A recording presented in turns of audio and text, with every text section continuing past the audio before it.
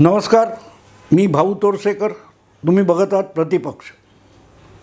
मित्रांनो, लोकसभा निवडणुकीमध्ये काँग्रेसला 99 जागा मिळालेल्या आहेत, पण 3 आकडी संख्या काँग्रेस गाठू शकली नाही म्हणूनही टवाळी झालेली आहे. पण 3 आकडी संख्या किंवा 2 आकडी संख्या याला महत्त्व नाही आहे. 44-52 नंतर 99चा पल्ला काँग्रेसने गाठला, हे सुद्धा मोठं यश आहे, यात शंका नाही. पण मोठं यश जे असतं ते तुलना करून कशापेक्षा मोठं हे तपासणं भाग असतं. ज्या प्रकारे काँग्रेसचे नेते, प्रवक्ते किंवा समर्थक पत्रकार यांना पंख फुटलेले आहेत, ते बघता असं वाटतं की जणू काय काँग्रेस पक्ष हा एखाद्या शालेय परीक्षेमध्ये, बोर्डाच्या परीक्षेमध्ये किंवा विद्यापीठाच्या परीक्षेमध्ये टॉपर, सर्वाधिक मतं मिळवून निवडून आलेला पक्ष किंवा विद्यार्थी आहे.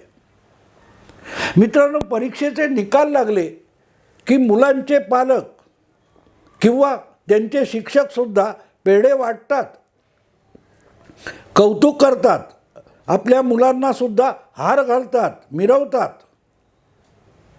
पण त्या मुलाचं यश कुठल्या पातळीवर आहे ते पण तपासून बघणं आवश्यक असतं. आपण जाहिराती बघतो की अमुक तमुक विभागामध्ये सगळ्यात पहिला, अमुक तमुक जिल्ह्यामध्ये सगळ्यात पहिला, किंवा अमुक तमुक तालुक्यामध्ये सगळ्यात पहिली आलेली मुलगी. पण तालुका, जिल्हा या पातळीवर त्या जिल्ह्याच्या पलीकडे तो नंबर टॉपर नसतो.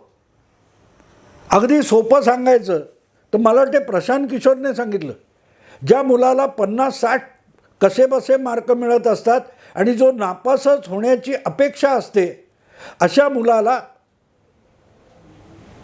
50-55% मार्क मिळाले तरी आईबापांना प्रचंड कौतुक असतं.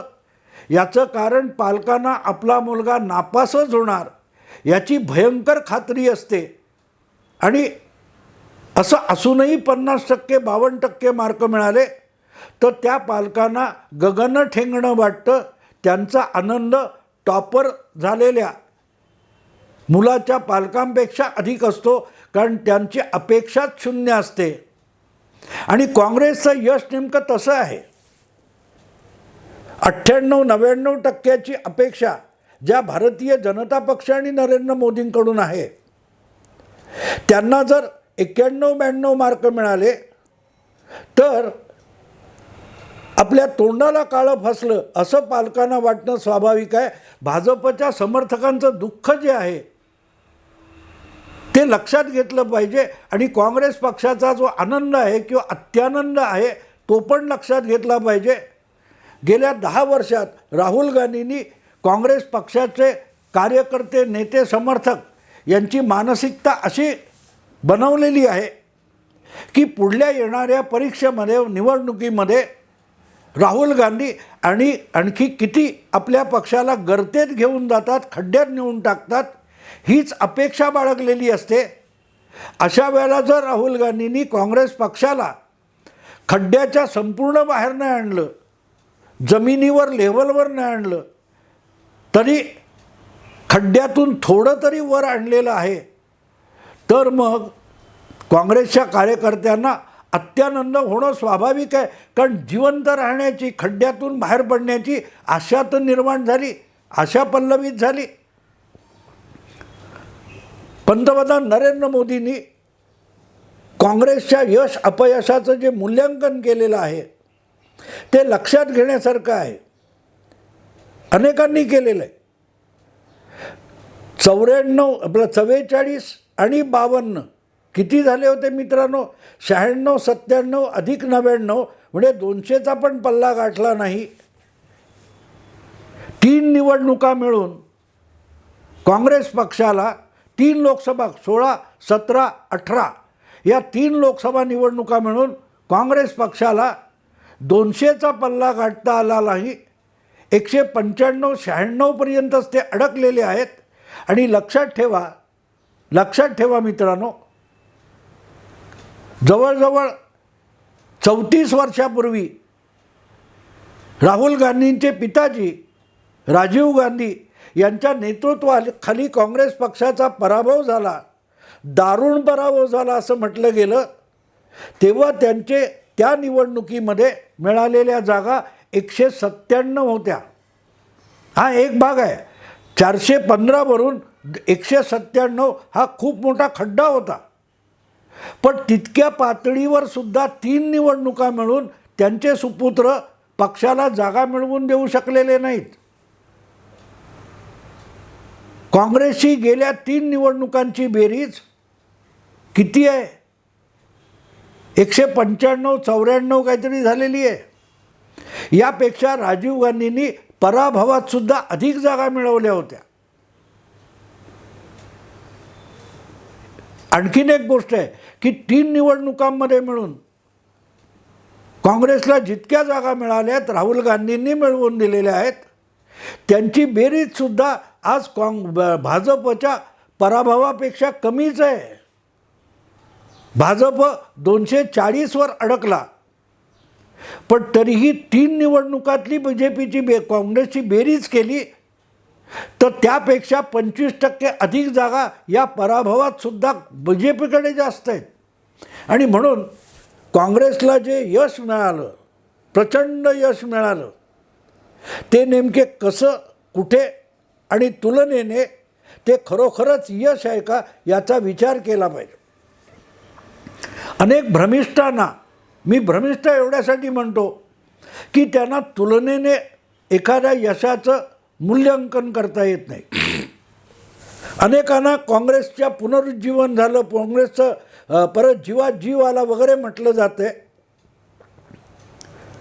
त्यांना काँग्रेसचा हा विजय आहे की काँग्रेसला कडेवर घेऊन गेलेल्या इतर लहान पक्षांचं अपयश आहे याकडे बघणं आवश्यक आहे. काँग्रेसच्या जागा वाढल्या, नाकारता येणार नाही. भाजपच्या जागा कमी झाल्या. इंडी आघाडीला सुद्धा 234 वगैरे काय बेरीज दाखवली जाते. पण भाजपशी खरोखरची टक्कर कोणी केली? बंगालमध्ये ममता दिदींनी, तमिळनाडूमध्ये स्टालिन. काँग्रेसचं यश हे बघायचं असेल तर ते काल परवा जिथे काँग्रेसची सत्ता आली आहे तिथे बघितलं पाहिजे. अगदी काही डिसेंबर महिन्यामध्ये काँग्रेसने तेलंगणा ही विधानसभा जिंकली. तिथला जो BRS नावाचा प्रादेशिक पक्ष सत्तेत होता त्याला पराभूत करून काँग्रेसने तेलंगणा जिंकला. तेलंगणात काँग्रेसचा मुख्यमंत्री आला. आणि त्यामुळे काँग्रेसचं पुनरुज्जीवन होत असेल तर तेलंगणामध्ये काँग्रेसने बाजी मारून दाखवायला पाहिजे होती. तिथे BRS नामशेष झाला. पण काँग्रेसला 17 पैकी 8 जागा मिळाल्या आणि भारतीय जनता पक्षालाही 8 जागा मिळाल्या. म्हणजे तेलंगणामध्ये 3 महिन्यात 4 महिन्यात सरकार बनवल्यापासून काँग्रेसने भाजपला आपल्या बरोबरीला आणून ठेवलं आहे. दुसरं राज्य हिमाचल प्रदेश काही महिन्यांपूर्वीच, म्हणजे 1 वर्षापूर्वी हिमाचल प्रदेशमध्ये काँग्रेसचं सरकार आलं. विधानसभेची निवडणूक काँग्रेस पक्षाने जिंकली. पण तिथेच राज्यसभा निवडणुकीत काँग्रेसचे आमदार फुटले आणि राज्यसभेत काँग्रेसचा उमेदवार पराभूत झाला, भाजपचा उमेदवार जिंकला. पण ही फोडाफोडी होती असं म्हणू शकतो आपण. आहेच, फोडाफोडीच आहे. पण लोकसभेची निवडणूक 1 वर्षानंतर झाली. त्यामध्ये काँग्रेसला हिमाचल प्रदेशची एकही जागा जिंकता आलेली नाही. 4च्या 4ही जागा हिमाचल प्रदेशच्या काँग्रेस पराभूत झाली आहे. ही गोष्ट लक्षात घेण्यासारखी आहे मित्रांनो. तिसरं राज्य कर्नाटक. कर्नाटकमध्ये सुद्धा 1 वर्षापूर्वी झालेल्या विधानसभा निवडणुकीत भाजपचा पराभव करून निर्णायक प्रचंड बहुमताने काँग्रेसचं सरकार सत्तेत आलं. काँग्रेसचं सरकार सत्तेत आलं, पण तिथे काँग्रेस काय करू शकली? ज्या कर्नाटकात काँग्रेसचं सरकार आहे तिथे ज्या 28 जागा आहेत त्यापैकी बहुसंख्य जागा तरी काँग्रेस जिंकू शकली आहे का? नाही मित्रांनो. काँग्रेसला फक्त मला वाटते 28 पैकी 9 जागा मिळाल्या, 9 जागा, आणि परत 17 का 18 जागा भाजपच जिंकला. म्हणजे काँग्रेसला नव्याने ज्या राज्यात सत्ता आली, जिथे काँग्रेसचं पुनरुज्जीवन सुरू झालं, असं गेल्या 1-1.5 वर्षात विधानसभांच्या निकालावरून सांगितलं जात होतं, अशा 3ही राज्यामध्ये काँग्रेसला आपली ताकद निर्विवादपणे वाढवून दाखवता आलेली नाही आहे ना. तेलंगणामध्ये संख्या वाढली, ती भारतीय जनता पक्षाची वाढली, काँग्रेसची वाढली, पण जिथे भाजपची फारशी ताकद नाही या ठिकाणी काँग्रेस 4वरून भाजप 4वरून 8वर गेला. BRSची सगळी मतं काँग्रेसकडे आलेली नाहीत आणि कर्नाटकात विधानसभेच्या वेळेला जो मतदार काँग्रेसकडे आलेला होता तो परत भाजपकडे लोकसभेच्या निवडणुकीत झुकला. आणि हिमाचल प्रदेशमध्ये तर काँग्रेसचा सुपडा साफ झाला. म्हणजे ज्या 3 राज्यात विधानसभेत काँग्रेसने बाजी मारली होती त्या 3ही राज्यामध्ये काँग्रेसचं पुनरुज्जीवन झालेलं नाही, याचा सगळ्यात सबळ पुरावा या लोकसभा निवडणुकीत मतदाराने दिलेला आहे. आता आपण दुसरीकडे बघू. उत्तर प्रदेशमध्ये काँग्रेसला चांगलं यश मिळालं असं म्हणता येईल. जिथे एकच खासदार होता रायबरेलीचा, तिथे काँग्रेसचे 6 खासदार झालेत, पण तिथे काँग्रेस पक्ष समाजवादी अखिलेशच्या कडेवर बसलेला पक्ष होता. 80 पैकी फक्त 16 जागा 80 पैकी फक्त 16 जागा काँग्रेसच्या वाट्याला आल्या होत्या आणि त्यातसुद्धा काँग्रेसने फक्त 6 जागा जिंकल्या. 6 जागा जिंकल्या आणि काँग्रेसपेक्षा कमी जागा लढवून, म्हणजे मला वाटते 60-62 जागा जिंकताना अर्ध्यापेक्षा अधिक जागा अखिलेशने जिंकून दाखवल्या. म्हणजे काँग्रेसला कमी जागा दिल्या असत्या तर कदाचित अखिलेश 40चा आकडा पार करू शकला असता. म्हणजे काँग्रेस आजसुद्धा उत्तर प्रदेशात दुबळाच पक्ष राहिलेला आहे, दुबळा पक्ष राहिलेला. बंगालमध्ये तर ममता दीदींनी काँग्रेसला सोबत घेतलंच नाही, काँग्रेसला जागासुद्धा सोडली नाही. आणि काँग्रेसचे लोकसभेतले जे गटनेता होते अधीर रंजन चौधरी, त्यांचासुद्धा बंगालच्या निवडणुकीत दारुण पराभव झाला. आणि तो पराभवसुद्धा गुजरातमधून आलेल्या युसुफ पठाण नावाच्या इम्पोर्टेड आयात उमेदवाराने केलेला आहे. काँग्रेसचं यश लक्षात घेण्यासारखं जे आहे ते 2 राज्यामध्ये आहे. त्यातलं एक राज्य राजस्थान आहे आणि दुसरं राज्य महाराष्ट्र आहे. महाराष्ट्रामध्ये शिवसेना आणि राष्ट्रवादी काँग्रेस हे 2 पक्ष फुटलेले होते. त्यातला एक गट काँग्रेसबरोबर होता, त्यामुळे मित्र पक्ष दुबळे झाले होते आणि भाजपने सगळा चुथडा करून ठेवला आपल्याच राजकारणाचा. त्याचा लाभ महाविकास आघाडीला महाराष्ट्रात मिळाला आणि त्यामध्ये एकसंघ असलेल्या काँग्रेस पक्षाला त्याचा सर्वाधिक लाभ मिळाला. म्हणून काँग्रेसची संख्या 1वरून 13वर गेलेली दिसते. खरं काँग्रेसचं जर यश असेल तर त्यासाठी आपल्याला राजस्थानकडे बघावं लागतं. राजस्थानमध्ये गेल्या आणि त्याच्या आधीच्या 14 आणि 19 या 2ही निवडणुकांमध्ये भारतीय जनता पक्षाला 25च्या 25 जागा मिळाल्या होत्या. यावेळेला काँग्रेसला राजस्थानमध्ये 11 जागा मिळालेल्या आहेत. भाजपचंच वजन जास्त आहे, भाजपच वरचढ आहे, हे सगळं मान्य आहे. पण तरीही अवघ्या काही महिन्यापूर्वी भारतीय जनता पक्षाने राजस्थानमध्ये विधानसभेत बहुमत मिळवलं होतं आणि असा भाजप राजस्थानमध्ये काँग्रेसला 10 जागा जिंकू देतो, याचा अर्थच राजस्थानमध्ये काँग्रेसचं रिवायवल होतं आहे, पुनरुज्जीवन होतं आहे, अशा आशेचा किरण आहे. पण एक राजस्थान सोडला आणि थोडासा महाराष्ट्र हिशोबात घेतला तर बाकी कुठल्याही राज्यामध्ये काँग्रेस पक्षाला नवी संजीवनी मिळाली आहे, पुनरुज्जीवन होतं आहे असं बिलकुल नाही आहे. काँग्रेसला 99 जागा मिळालेल्या दिसतात, पण त्यातल्या बहुतांश जागा ह्या काँग्रेसने स्वबळावर जिंकलेल्या नाहीत. काँग्रेसची जेव्हा इंदिरा गांधी, राजीव गांधी, नेहरू, नरसिंहराव यांच्या काळाशी तुलना केली जाते, त्या कालखंडामध्ये काँग्रेस पक्ष देशातल्या सगळ्याच्या सगळ्या लोकसभा जागा स्वबळावर लढवत होता. एक केरळचा अपवाद होता.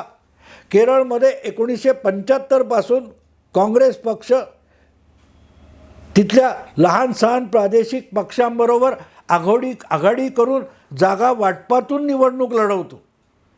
पण बाकीच्या संपूर्ण देशामध्ये यापूर्वी म्हणजे सोनिया गांधींच्या पूर्व काळामध्ये काँग्रेस पक्ष सगळ्या जागा स्वबळावर लढवत होता. 1999 पर्यंत काँग्रेस पक्षाने सातत्याने स्वबळावर सगळ्या जागा लढवलेल्या होत्या. सोनिया गांधींनी 2004 नंतर काँग्रेस पक्षाला आघाडीच्या राजकारणात आणलं, आघाडीच्या राजकारणातून सत्तेत आणलं, हे मान्य केलं. तरी प्रत्येक ठिकाणी काँग्रेस हळूहळू करत आपलं बळ गमावत बसली आणि ते बळ परत मिळवणं काँग्रेसला कधीही शक्य झालं नाही. 1967च्या निवडणुकीमध्ये काँग्रेस पक्षाने पहिल्यांदा तमिळनाडूमध्ये आपली सत्ता गमावली आणि द्रविड मुन्नेत्र कळघम हा पक्ष प्रादेशिक पक्ष सरकार बनवू शकला. त्यानंतर आज तागायत काँग्रेसला हळूहळू करत इतकं दौर्बल्य आलं, इतका विकनेस आला की आज काँग्रेस पक्ष तमिळनाडूत स्वबळावर निवडणूक लढवण्याचं स्वप्नसुद्धा बघू शकत नाही, ना विधानसभा ना लोकसभा. आणि म्हणून 99 जागा मिळाल्यामुळे काँग्रेसच्या पुनरुज्जीवनाचा मार्ग मोकळा झाला, अशा वल्गना करणाऱ्यांनी एक लक्षात घ्यावं की या जागा काँग्रेस पक्षाला मित्रपक्ष आणि प्रादेशिक पक्ष यांच्या कडेवर बसून त्या राज्यात लढवायला लागलेल्या निवडणुका आहेत. आणि बिहारसारख्या राज्यामध्ये तर लालू प्रसादांच्या कडेवर बसलेला काँग्रेस पक्ष किती यश मिळवू शकला आहे? का मिळवू शकला नाही? का मिळवू शकला नाही? मुस्लिम दलित यांचं जे ध्रुवीकरण उत्तर प्रदेशात झालं, त्याचा लाभ अखिलेशला मिळाला आणि त्याचा थोडा फायदा काँग्रेसला मिळाला. ही वस्तुस्थिती आहे. पण म्हणून त्याला काँग्रेसचं पुनरुज्जीवन म्हणता येणार नाही, कारण आकड्यांनी बघितलं तर राहुल गांधींच्या नेतृत्वाखाली लागोपाठ तिसऱ्यांदा काँग्रेसला अत्यंत लाजिरवाण्या वाटाव्यात इतक्याच जागा मिळालेल्या आहेत. 99 साली सोनिया गांधींचं नेतृत्व काँग्रेसने स्वीकारलं, तेव्हा काँग्रेस खरोखरच दुबळी होती आणि स्वबळावर लढलेली होती, आघाडीवर लढलेली नव्हती. सोनिया गांधी काँग्रेसच्या अध्यक्ष झाल्यानंतर 1999 सालच्या ज्या लोकसभेच्या निवडणुका झाल्या, त्या निवडणुकांमध्ये काँग्रेसला 112 जागा मिळाल्या होत्या. नरसिंहराव यांचा पराभव झाला सत्तेत असताना, तेव्हासुद्धा काँग्रेसला 140 जागा मिळाल्या होत्या स्वबळावर लढून. 98च्या निवडणुका सीताराम केसरी या दुबळ्या नेत्याच्या नेतृत्वाखाली लढल्या गेल्या, तेव्हाही काँग्रेसला 141 जागा मिळाल्या होत्या. म्हणजे सोनिया गांधी, सीताराम केसरी, नरसिंहराव यांच्या नेतृत्वाखाली काँग्रेसने स्वबळावर निवडणुका लढवल्या, तरीही 112, 140, 141 जागा मिळालेल्या होत्या. राहुल गांधींच्या नेतृत्वाखाली काँग्रेस गेल्या 3 निवडणुका आघाडी म्हणून लढतोय, मित्र पक्षांची जागा वाटप करून लढतोय. तरीही लागोपाठ 3 निवडणुका काँग्रेस पक्षाला अत्यंत लाजिरवाण्या वाटाव्या इतक्याच जागा जिंकता आलेल्या आहेत. काँग्रेसचे सगळ्यात 3 लाजिरवाणे पराभव 2014, 2019 आणि 2024मध्ये झालेले आहेत. याला पुनरुज्जीवन म्हणायचं असेल तर जरूर म्हणावं, पण मग आपल्याकडे मराठीमध्ये म्हणतात ना, जीवावर बेतलं आणि शेपटावर निभावलं. काय म्हणतात? जीवावर बेतलं आणि शेपटावर निभावलं. म्हणजे शेपूट तुटली पण जीव वाचला. काँग्रेसचे हे 3 दारुण पराभव आहेत. त्यामध्ये काँग्रेसचा आकडा 99पर्यंत आला. याला शेपटावर निभावलं असं म्हणता येईल. कारण रायबरेलीत सुद्धा राहुल गांधींचा पराभव होईल असं म्हटलं जात होतं. अशा वेळेला काँग्रेसला 6 जागा उत्तर प्रदेशात आणि देशभर 99 जागा मिळणं हे शेपटावर निभावलेलं आहे. काँग्रेस पुनरुज्जीवनाची कुठचीही चाहुल यात नाही. हां, काँग्रेस अभी जिंदा आहे एवढंच मतदाराने सांगितलं किंवा कबूल केलं, पण काँग्रेस लढण्याच्या स्थितीत आहे असा या निकालांचा अर्थ कुठूनही होऊ शकत नाही. पुनरुज्जीवन, संघर्ष हे शब्द आहेत, पण त्याचा आशय या निकालामध्ये कुठेही दिसत नाही. हे लक्षात घेतलं पाहिजे. आणि राहुल गांधी आहेत तोपर्यंत काँग्रेसचं पुनरुज्जीवन बिलकुल शक्य नाही, बिलकुल शक्य नाही. आणि म्हणूनच हे आकडे जे एकत्रित सांगितले जातात आणि आकड्यांचा जो गोंधळ, दृष्टीभ्रम तयार केला जातो, तो तुम्हाला समजावून सांगण्यासाठीच हा विषय केला. आवडला असेल लाईक करा, शेअर करा, सबस्क्राईब करा. नमस्कार.